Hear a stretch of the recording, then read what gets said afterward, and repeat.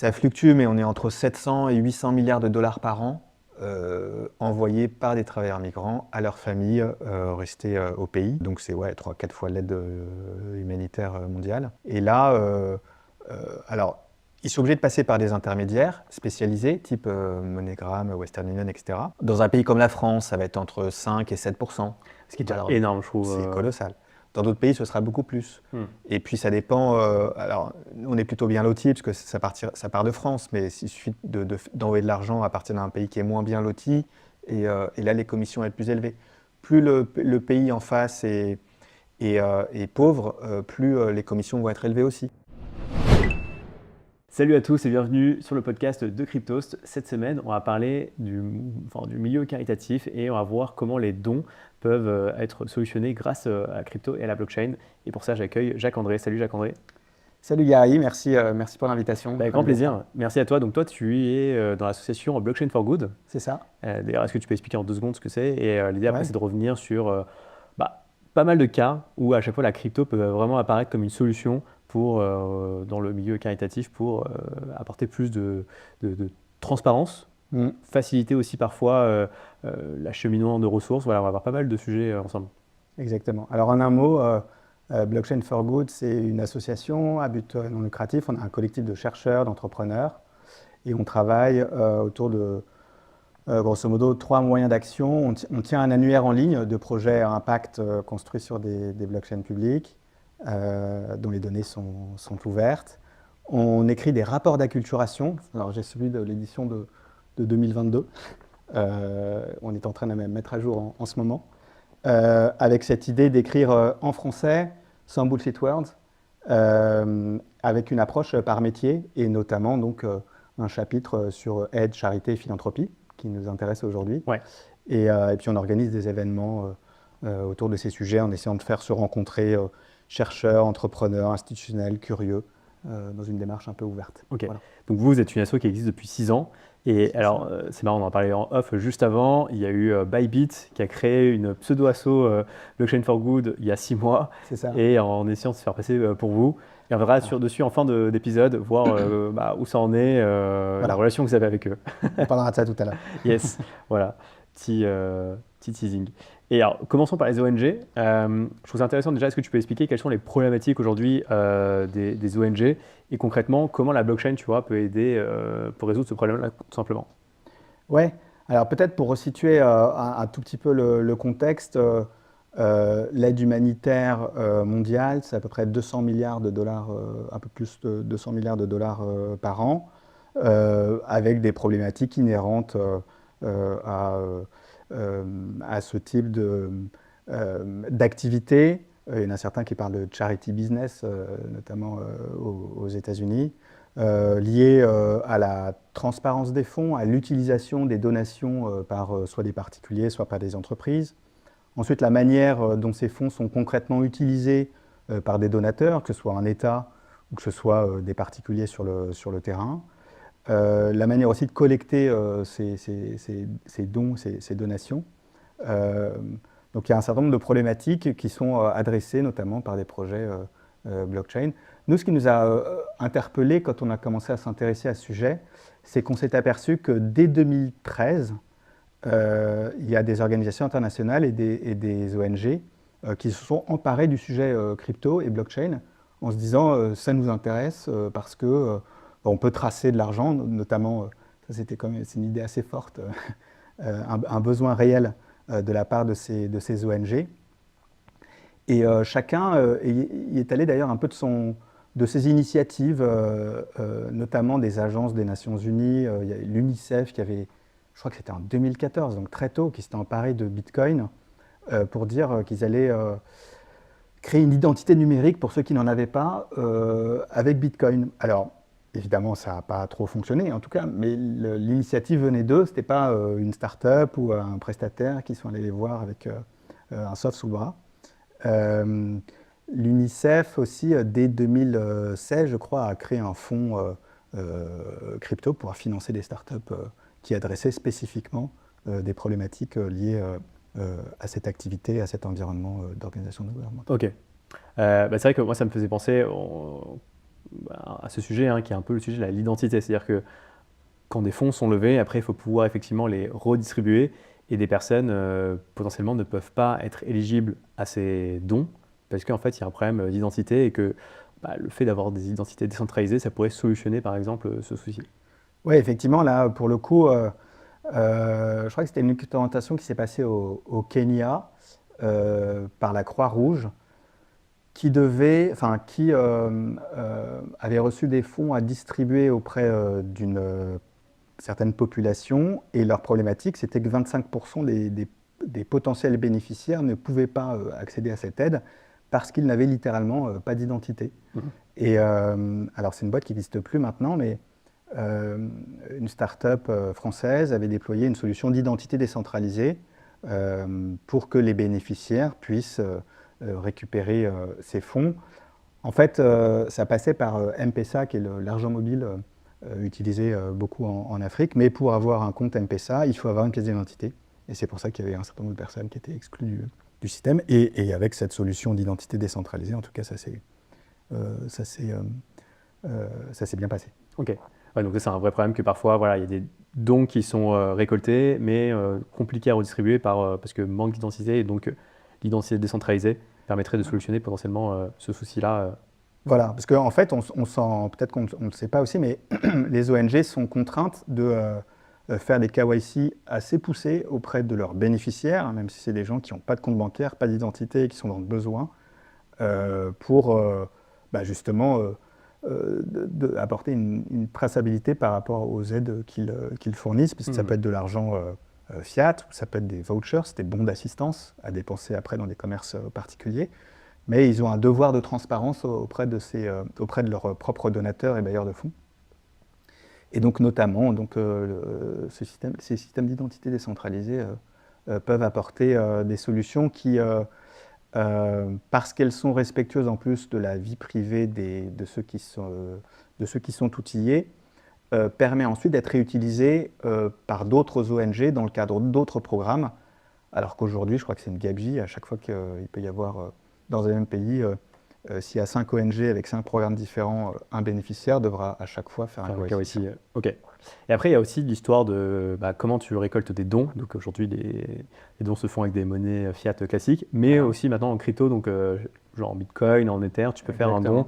Et j'imagine que voilà, ça forcément, plus tu intègres des moyens de paiement et plus tu peux t'optimiser tes chances de récolter différents dons. Absolument, ouais, ça. Et pareil, là, c'est à peu près 2013-2014 que des grandes ONG ont commencé à accepter des dons.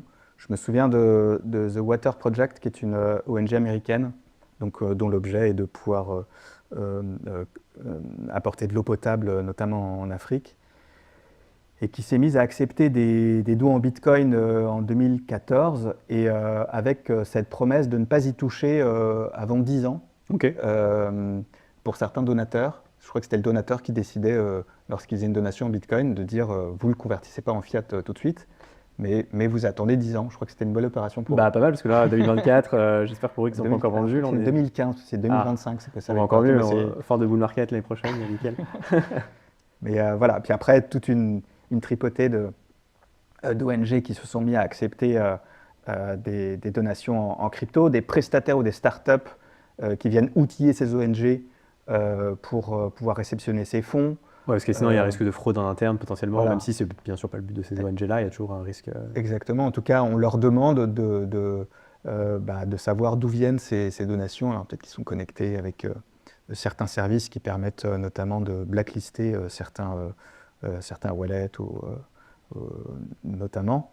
Et puis ouais, ça fonctionne bien. J'ai en tête une anecdote, quelqu'un qui travaille dans une grande ONG et qui me racontait que quand un donateur donnait par exemple 1 million d'euros ou 1 million de dollars, c'était en dollars, il pouvait y avoir 6 mois entre le moment où il y avait l'accord de principe entre guillemets et la donation effective, et que lui-même hallucinait d'avoir reçu un accord de principe un vendredi et d'avoir reçu sur le wallet de l'ONG le samedi les fonds. Ouais, sans décalage. Le fonds, quoi. Ok, ouais, j'imagine. Un jour au lieu de 6 mois.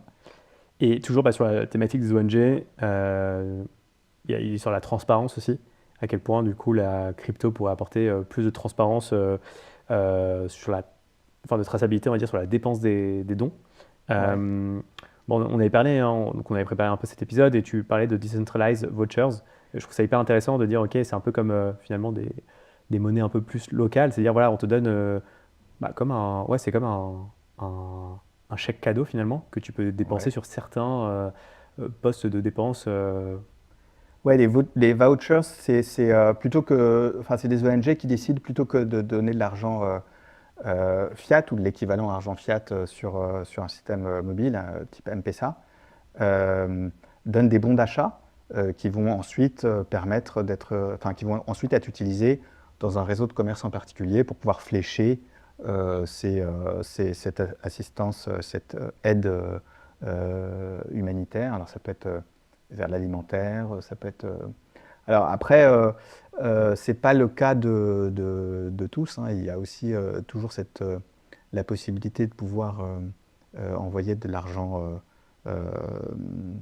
alors soit de l'argent fiat ou soit des cryptos, parce que maintenant, de plus en plus de gens dans le monde sont équipés d'un smartphone et il suffit d'un smartphone et d'un wallet pour être capable de pouvoir recevoir de l'argent direct. Ok.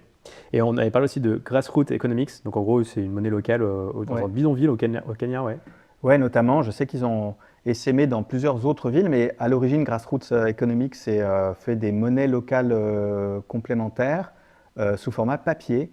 Et en 2016 ou 2017, Will Ruddy, qui est l'un des fondateurs, est tombé sur les cryptos et s'est mis dans la tête de tokeniser finalement ces monnaies locales complémentaires.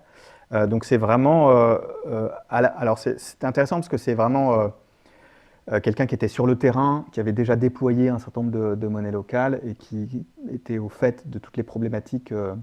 Et grosso modo, quand il n'y a plus de liquidité, parce qu'il n'y a plus de shilling kényan qui tourne dans une communauté, mais qu'il y a toujours quelqu'un qui vend de l'eau, il y a toujours quelqu'un qui a besoin d'apporter ses enfants à l'école et de payer l'école, etc. etc. Quand il n'y a plus d'argent liquide qui permet de faire ces transactions entre des communautés entre elles, il y avait ce déploiement de monnaies locales complémentaires qui permettaient justement de pouvoir assurer les échanges et qui ont été basculés sur la crypto. Alors je sais qu'il a utilisé plein d'écosystèmes blockchain différents. Pendant un temps, c'était avec Bancor. Et puis là, je crois qu'en ce moment, il est sur Celo.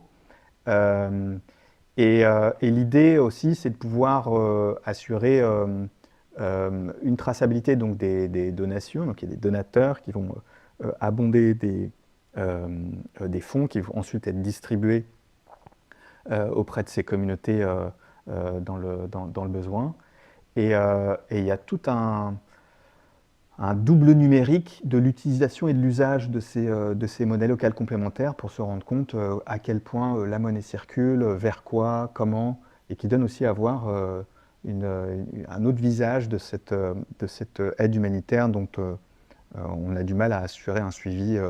Ce n'est pas nécessairement l'objectif, mais savoir effectivement concrètement comment ça se passe derrière. Moi, ce que j'ai l'impression aussi, c'est que finalement, le fait, ça revient un peu au cas précédent avec les vouchers, le fait finalement de pouvoir tracer, de dire, OK, cet afflux de capitaux va rester en fait au sein de la communauté. Et voilà, tu sais que l'argent ne va pas sortir de la communauté et finalement va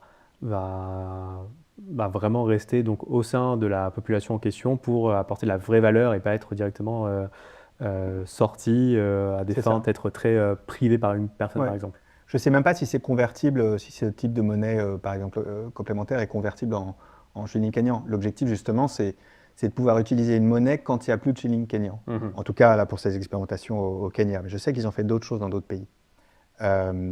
Et c'est ça, c'est littéralement ça qui compte. C'est quand le véhicule financier qui permet de faire des transactions dans un groupe donné n'existe plus parce qu'il y a une crise de liquidité, parce que c'est le Covid, parce qu'il n'y a plus du tout d'activité économique. Et ben, on bascule sur ce type de système. Alors, il n'a rien inventé du tout, hein, ça existe depuis longtemps, ces monnaies locales complémentaires, en Argentine notamment, etc. Et la question que je me posais, du coup, c'est que par exemple, quand la communauté ou la population a besoin, on va dire, d'aide extérieure, je sais pas, par exemple pour de la nourriture ou des besoins très précis, comment finalement le fait de ne pas pouvoir convertir ta monnaie dans la monnaie du pays, comment tu arrives finalement à... C'est une bonne question. Il faudrait replonger dans le projet très concrètement, parce que je ne veux pas non plus dire des bêtises. Ça marche. Mais en tout cas, c'est un projet qui est extrêmement bien documenté. Il y a des chercheurs qui sont passés sur le terrain plusieurs fois pour faire des études assez poussées. Et ils essayent d'être assez transparents sur justement ce qu'ils découvrent, ce qu'ils apprennent avec leur outil. Ils s'en foutent un peu que ça fonctionne avec des blockchains. Ce qui les intéresse, c'est que leur outil serve concrètement à des gens qui sont dans le besoin et que ça marche. Et c'est ça qui compte. Ok. Et après, un autre exemple, c'était le MRV, donc Measure Report Verification. Est-ce que tu as un peu expliqué ce que c'est? On avait pris d'ailleurs l'exemple des crédits carbone. Oui. Alors MRV, c'est effectivement la partie qui permet, ça veut dire donc mesurer, reporter, vérifier. On avait parlé de crédit carbone. Ouais, en gros, on développe un projet, mais comment en fait on s'assure derrière que le projet est toujours maintenu en fait? C'est effectivement, alors indépendant peut-être des crédits carbone, en tout cas, j'avais discuté avec des ONG qui étaient assez bluffés par cette idée de dire, si on alloue par exemple 100 dans un pays pour de la reconstruction de maisons, plutôt que d'envoyer 100 d'un coup, peut-être même dans un compte public et que l'argent disparaît, puis on espère que les maisons vont être construites, il pourrait y avoir, avec ces histoires de crypto, on peut découper ça en 5 tranches, et donc on envoie d'abord 20, et puis après sur place, on s'assure que je sais pas, les fondations ont bien été plantées, ou sont bien sorties de terre, ou que du matériel a bien été acheté. Et puis ensuite, on va pouvoir progressivement, au fur et à mesure du développement du projet, libérer les fonds pour arriver à ces fameux 100 initiaux, mais en s'assurant qu'il y a un suivi sur l'usage de ces fonds. Ça me fait penser aussi à une autre, ça c'est la Banque allemande de développement, la GIZ, qui travaille, je ne sais pas si c'est le cas, ce sera vérifié aujourd'hui, sur un soft open source qui s'appelle, c'est un framework blockchain qui s'appelle True Budget et qui permettrait justement, d'assurer la traçabilité de donations et de fonds qui viennent de l'extérieur pour que dans des pays où parfois c'est un petit peu compliqué d'assurer un suivi dans le temps, notamment des finances publiques, de pouvoir affecter des fonds sur un projet en particulier et de pouvoir en assurer une traçabilité dans le temps sans que ce soit, comme c'est en crypto, sans que ça disparaisse dans les tréfonds de comptes fiat classiques et traditionnels d'agences ou autres. Ouais. Mais c'est intéressant parce que dans l'exemple aussi que tu citais juste avant, c'est vrai que si par exemple, je sais pas, c'est construire un bâtiment ou développer des terrains agricoles, après effectivement tu peux utiliser potentiellement des images satellites pour vérifier le travail, quitte à après mettre la donnée on-chain utiliser un oracle type Chainlink et vraiment faire tout ce process de vérification et de suivi sur le moyen terme grâce à la blockchain aussi. Oui, complètement. Et limite coupler, je sais pas, ces images satellites à de l'IA pour justement vérifier justement la cohérence des images. Exactement. Ouais. Alors il y a ça, il y a toute une partie technique effectivement qui excite beaucoup les ingénieurs, les start-upers, les entrepreneurs et aussi par retour d'expérience de start-up ou de projets, même pas start-up, qui sont sur le terrain. Il y a aussi l'implication de communautés locales à la vérification de données, qui permet quelque part aussi de pouvoir incentiver ces personnes pour les faire participer à cette vérification. Je ne sais pas si vérifier qu'une forêt est toujours en train de pousser ou qu'une mangrove n'a pas été détruite. Et donc il y a un cumul de faisceaux technologiques, mais aussi concrets et matériels sur le terrain de la part de populations locales qui permettent de s'assurer en tout cas qu'un projet est toujours d'actualité, est toujours en train est toujours vivant. Oui, parce qu'effectivement, tu pourrais même utiliser la blockchain, la crypto pour incentiver ces personnes pour faire ce travail peut-être de vérification. Après, à voir justement quel est l'intérêt de passer par la crypto plutôt que de la monnaie fiat traditionnelle pour les incentiver. Mais j'imagine qu'il y a... Voilà, clairement, Le coût de cette incentive sur de la vérification de projet dans les pays en développement est tellement faible qu'en fiat, c'est juste pas possible. Ouais. C'est pas plus loin que ça. Et puis peut-être que ces personnes sont parfois pas bancarisées aussi, donc Aussi. Donc ça joue. Pas oublier qu'il y a quand même... Je te propose de partir sur 2 exemples Oui. de projets, on va dire, qui utilisent la crypto, la blockchain, on va dire des projets quand même assez dans l'intérêt public. Le premier, c'est Ethic Hub. Est-ce que tu peux nous en dire un peu plus? Alors ça, c'est... moi, j'ai l'impression qu'on sort un petit peu de l'aide humanitaire ou de la philanthropie, et c'est d'ailleurs tout à leur honneur. Et c'est une bonne manière de répondre à ces critiques parfois autour de ce charity business. Ok, c'est bien de donner de l'argent, mais bon, après, il faut aussi peut-être qu'en sorte que des personnes qui en sont bénéficiaires puissent mener à bien, enfin être autonomes vis-à-vis de leurs moyens de subsistance et autres, et notamment... Juste par rapport à ce que tu dis, c'est qu'en gros, peut-être, effectivement, quand tu es une asso, c'est dur peut-être de scaler ton projet et qu'effectivement, si ta finalité, c'est quand même le profit, mais sans maximiser le chiffre d'affaires, tu as peut-être plus de chances de prendre de l'ampleur et d'avoir un impact plus fort. Ouais. Et puis, c'est pas le même... là, Ethic Hub notamment, ça permet... à quiconque, entreprise, particulier, de participer à des campagnes de financement. C'est du crowd lending, enfin de prêt même, qui vont permettre à des agriculteurs non bancarisés au Mexique notamment, de pouvoir bénéficier de ces prêts, de pouvoir acheter des graines, des intrants, mener à bien leur récolte, qui ensuite... cette récolte va être vendue aussi sur un marché décentralisé où ils ont la garantie de recevoir 50% des bénéfices de ce qu'ils auront pu faire pousser. Et l'investisseur initial est remboursé de son prêt avec un intérêt. Et c'est un projet maintenant qui a 6 ans ou 7 ans, Ethic Hub. Alors, ce n'est pas des montants prêtés colossaux, mais en revanche, il y a une véritable montée en puissance de ce projet, avec une répartition assez astucieuse, avec des fonds qui sont affectés à des fonds de garantie pour que si jamais un agriculteur ne peut pas mener à bien une récolte et ne peut pas rembourser un prêt, ce soit pris en charge directement par le service. Je sais qu'ils ont deux tokens. Donc, Ethic Hub, il y a une partie qui est construite avec un stablecoin sur Celo, et puis j'ai aussi un Ethics, je crois, qui doit être un token de gouvernance, qui permet de faire d'autres choses après dans leur écosystème. Et ils ont un taux de défaut qui est extrêmement bas en plus, donc c'est pas magique, ils sont sur le terrain, c'est une boîte espagnole à la base, je crois. Et voilà, typiquement un exemple de projet à impact, où on n'envoie pas de l'argent à des gens qui en ont besoin, mais on leur donne les moyens de pouvoir... D'une part, c'est du café, je crois. C'est du café. D'ailleurs, eux, je crois que les agriculteurs perçoivent une part significative du c'est ça. chiffre d'affaires généré, donc on est au moins, je sais pas, peut-être sur 50%. Ouais, c'est ça. Il n'y a pas juste... enfin, on essaie de leur garantir sur place que leur récolte va être achetée à un prix décent, parce que c'est... quand on parle de traçabilité de chaîne de valeur, en général, tout est transparent, mais le premier de la chaîne, on l'oublie un peu, c'est le plus important.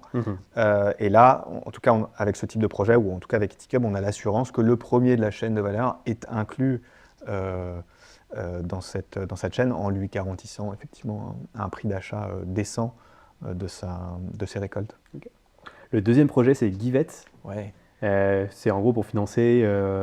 Alors Giveth, c'est du crowd donation en crypto. En crypto, c'est construit sur Ethereum. En 2022, il y a eu 1500 projets, donc n'importe qui peut aller proposer son projet sur cette plateforme de crowd. Alors c'est pas funding, c'est crowd donation, et sur lequel ensuite chaque porteur de projet va pouvoir recevoir des donations de la part de particuliers ou d'entreprises aussi. Alors c'est en crypto, ça fait longtemps qu'ils disent qu'ils vont passer en fiat, mais je crois que ça fait Voilà, ça fait longtemps qu'ils le disent. Ok. Et la plateforme se rémunère, ne prend pas de commission sur les projets qui sont financés en donation. Aujourd'hui, je crois qu'il y a 5500, je regardais là récemment, il y a 5500 projets qui sont en ligne. Il y a de tout. Mais en tout cas, ça donne à voir un visage intéressant à des porteurs de projets qui peuvent, sur ce type de plateforme, présenter très concrètement, c'est un Kiss Kiss Bang Bang décentralisé, hein, grosso modo, montrer le projet qu'ils veulent faire, et puis avec des donateurs qui vont monter. Alors, autour de Giveth, il y a plusieurs... il y a un écosystème qui s'est créé. Alors, ce n'est pas toujours très facile à comprendre, mais il y a des tokens, il y a un token de gouvernance en plus. En fait, ils essaient de faire en sorte de rétribuer les donateurs par un certain nombre d'incentives, et notamment un token de gouvernance pour les faire participer à cette communauté de Giveth.io. Et donc, voilà, entre 2022, il y a les 1500 projets, là on est en 2024, il y en a 5500. Bon, c'est plutôt bon signe. Ouais, carrément. Donc en fait, le but des donateurs, c'est vraiment juste de faire un don qui leur parle plus, de choisir les dons, mais ça s'arrête là en fait. Voilà, et puis alors il peut y avoir aussi un suivi dans le temps, parce que chaque porteur de projet doit montrer ce qu'il fait avec ses donations, et il y a en tout cas une relation qui se crée entre le porteur de projet et le donateur, avec encore une fois cette idée de suivi dans le temps. C'est pas on donne à une grande ONG ou une association, et puis on ne sait pas très bien ce qui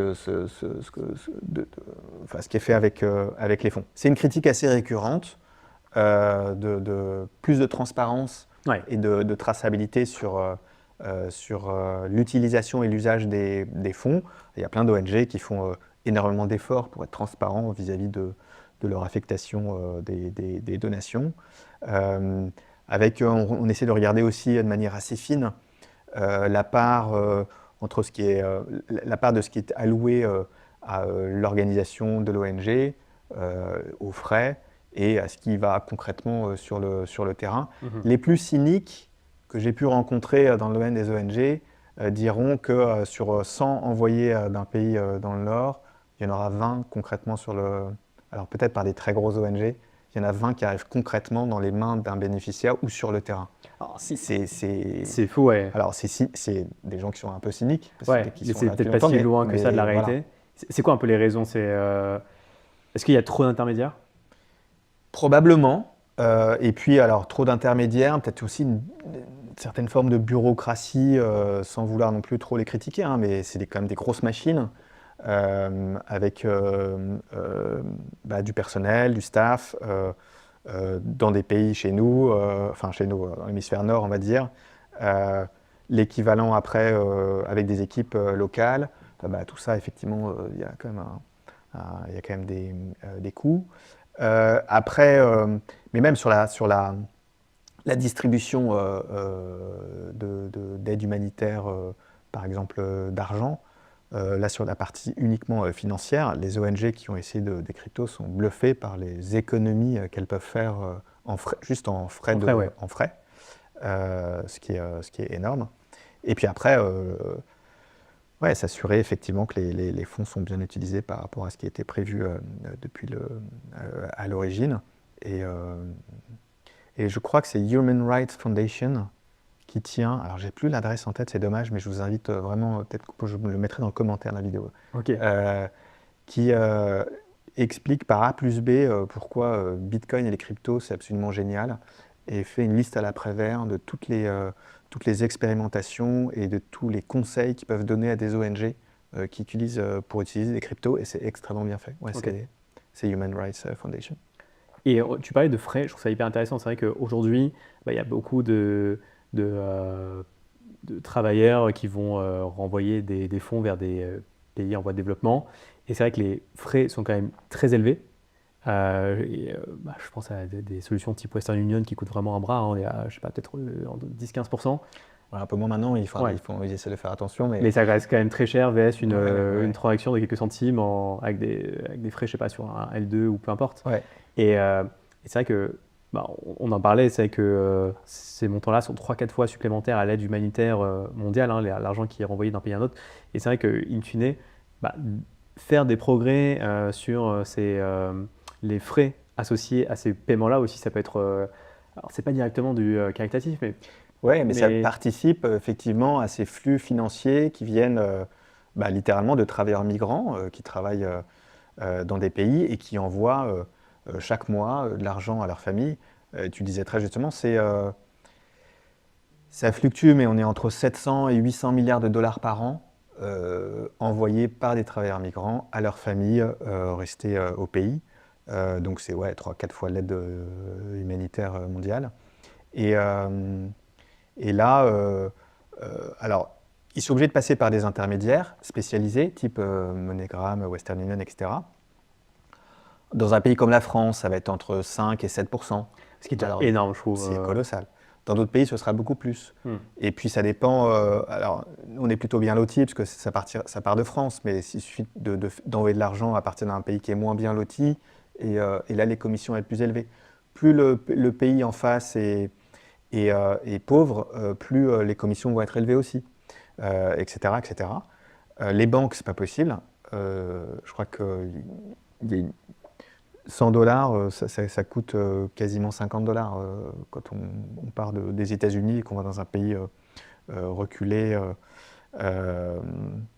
Et donc se pose effectivement cette question alors notamment des stablecoins, du développement de l'usage de ces stablecoins pour faire des remittances, des transferts de fonds transfrontaliers, qui permettent effectivement de faire baisser les commissions de manière absolument drastique. Là, on publiait un post sur LinkedIn récemment pour dire que l'association s'intéressait à ces sujets.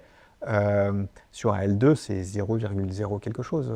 Donc c'est fabuleux, que ce soit 100 $ ou 10 000 $. Alors, en général, ce n'est pas 10 000 $. Mais, ce qui pourrait justement...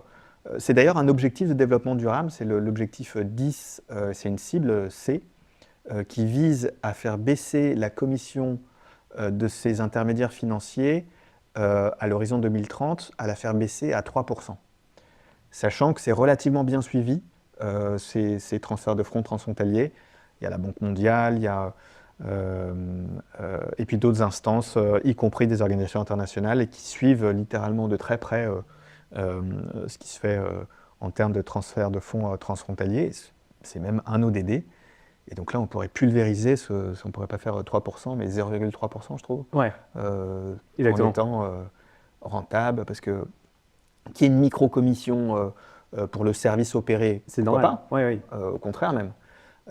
Mais pas 6% ou...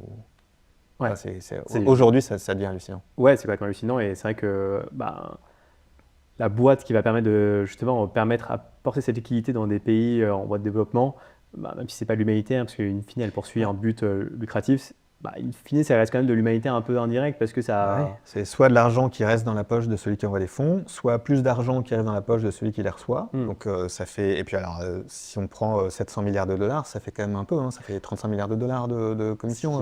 C'est hallucinant encore. C'est beaucoup. Ouais, complètement.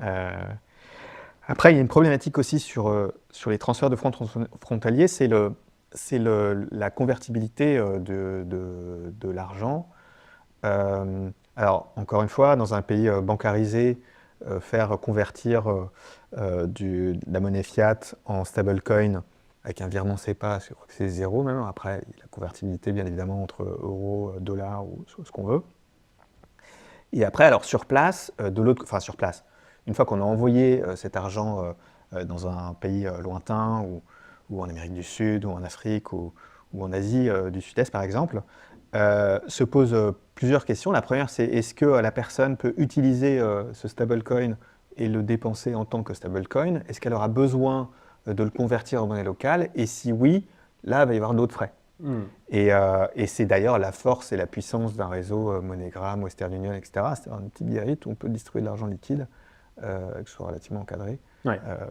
Mais bon, avec cet argent électronique qui se développe de plus en plus, et cet argent mobile, type M-Pesa et autres, il y aura de moins en moins d'intérêt à basculer en argent liquide et Ouais. donc rester sur des commissions aussi faibles. Et peut-être qu'il y aura des commerçants finalement qui accepteront aussi les stablecoins pour justement qu'il y ait moins de friction à rebasculer d'une devise à une autre, quoi. Mais probablement.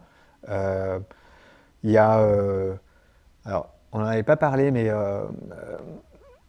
j'avais suivi un projet assez fou qui avait notamment été financé qui avait été aidé par le cercle du coin ou du coin et la voie du Bitcoin.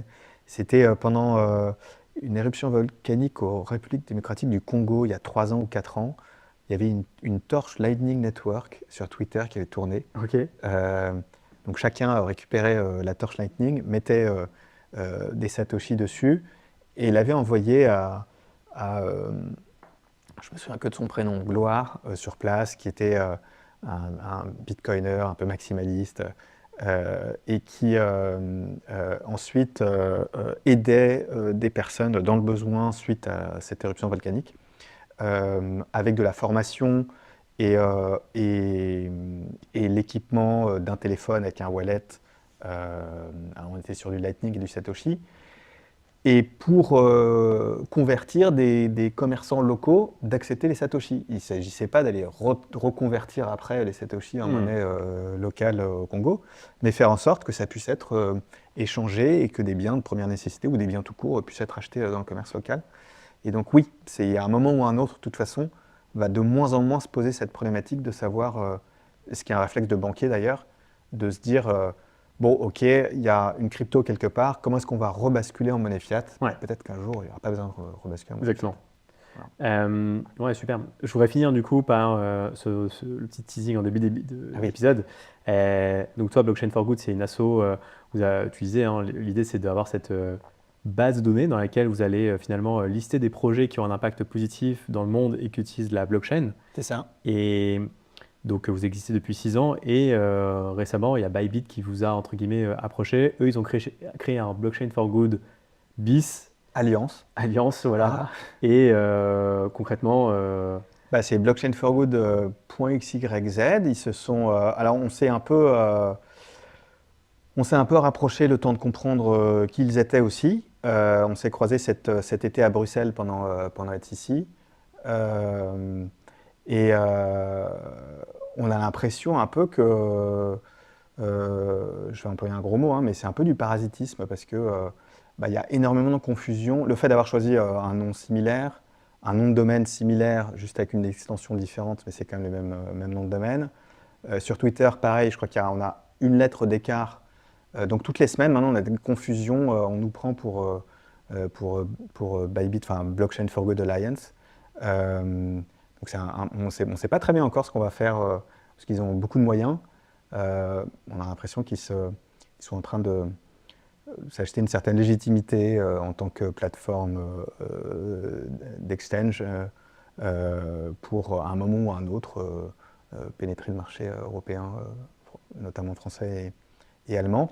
Donc ils veulent distribuer du pognon à des projets for good. Ils ne savent pas très bien ce que c'est qu'un ODT, mais voilà, ils ont trouvé notre... ODT, hein, c'est...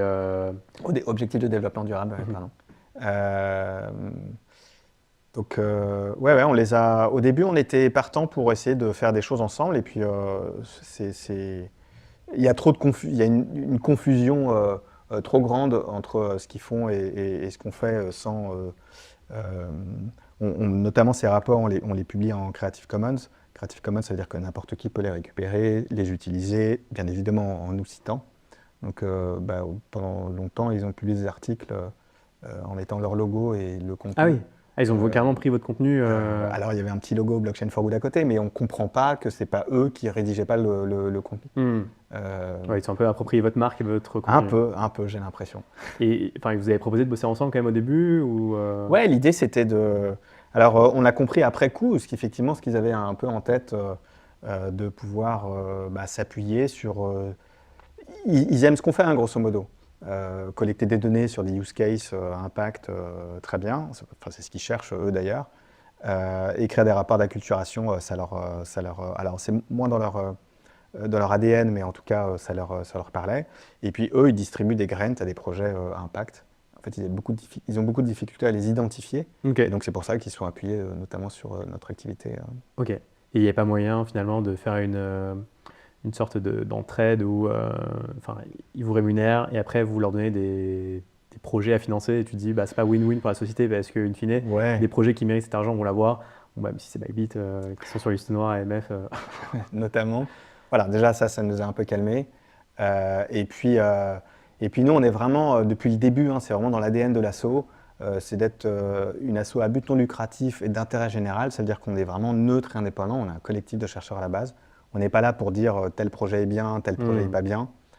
Donc après, affecter des fonds à l'un ou faire partie d'un board pour dire on va lui donner des fonds à lui, pas à lui, c'est pas du tout, ça correspond pas du tout à à l'ADN de l'association. Mais bon, ça aurait pu être ça peut être complètement le leur, mais simplement il faudrait qu'il y ait un peu moins de confusion entre notre activité et la leur. Mais c'est vraiment David contre Goliath. Hein. Ouais.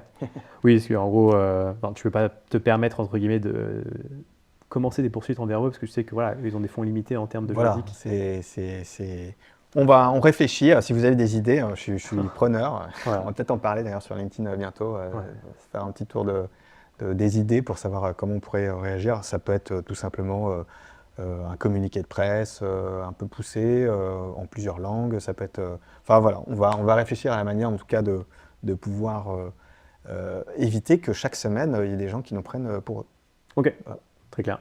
Jacques-André, merci beaucoup. Petite dernière question pour la fin. Comment toi tu vois l'avenir du caritatif avec la blockchain, la crypto, ça va être quoi un peu selon toi les axes de développement? Est-ce qu'on peut voir émerger justement des projets, entreprises, tu vois, qui